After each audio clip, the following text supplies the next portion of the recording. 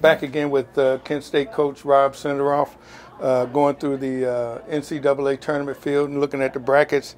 Which region do you see as the toughest? Which is going to be the one that somebody's going to really have to scramble and fight to get out of? You know, to me, it's amazing. I think they said Virginia's the #1 overall seed. Right. But I look at their bracket in the South and feel like that's the toughest bracket of the four. You've got Virginia, ACC champion. Right. You've got Kentucky, SEC champion. You've got Arizona, Pac-12 champion.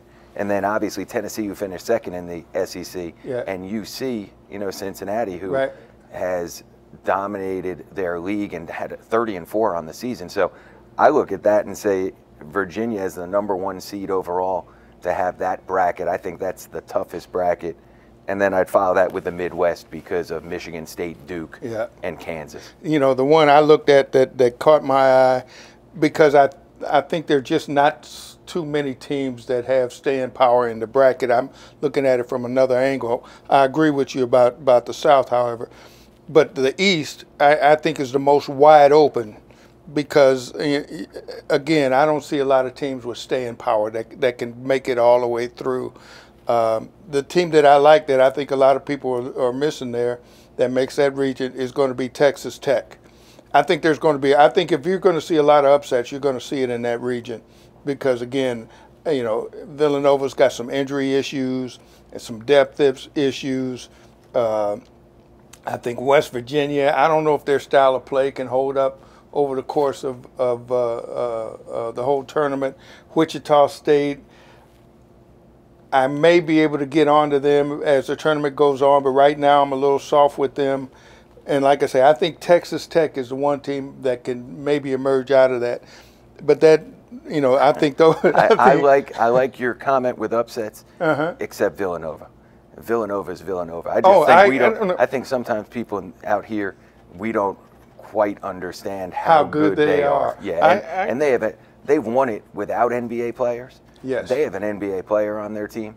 They're a pretty good team. Now, I agree with a lot of your comments on some of the other teams, maybe early round upsets in that bracket. I actually think whoever wins St. Bonaventure, UCLA, is going to beat Florida in the next round. Okay. I can see Marshall beating Wichita State in the first round. Wouldn't surprise me at all. But that's in all of those are in that region. In that region, yeah. Right. I could see Butler as a 10 seed beating Arkansas as a 7 seed. But to me, Villanova is going to be in the. I can't see them not being in the Final Four. And I'm listening to what you say. My bracket has Villanova winning it. So I mean, you're helping me here because I've been hung up on Alabama and Villanova as a head-to-head in the second round because of the two guards, Colin Sexton, and Brunson. Yeah. So that's the one that's kind of held me up and kind of led me to take Texas Tech out, but I may readjust that. And listen, because I think Villanova is going to win it all, Alabama may beat them in the second round. Give me your Final Four. My Final Four, I got Villanova, as I said, North Carolina, Kansas in a great game against Duke, but I like Kansas because of the point guard. And then I'm going to go with Virginia because just how good they are defensively. I think this year what they've done over the regular season in the ACC tournament, I'm being a little parochial. I'm going to jump in and get mine right quick because I got Michigan, Michigan State, Arizona, and you got me thinking about Texas Tech. While we're talking, I'll stick with them. When I actually put pen to paper, I may change. Fair enough, Elton. Fair enough.